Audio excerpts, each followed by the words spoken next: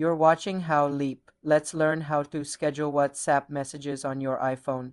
Since WhatsApp does not have a built-in scheduling feature, you need to use a workaround with Apple's Shortcuts app. First, make sure you have the Shortcuts app installed from the App Store. Open Shortcuts and tap the plus icon to create a new automation. Tap Create Personal Automation. Now choose a trigger like a specific time of day. Set the exact time you want your message to send. Tap Next. Then tap Add Action. Search for and select the Send Message action. In the message field, type the exact text you want to send. In the recipient field, enter the contacts, name or phone number. Make sure WhatsApp is selected as the messaging service. Tap Next, then turn off Ask Before Running so it sends automatically. Finally, tap Done. Your shortcut is now set. At the scheduled time, the Shortcuts app will open WhatsApp and send your message. Remember, your phone must be unlocked and have an internet connection at that moment for it to work. For more simple iPhone tutorials, subscribe to the channel.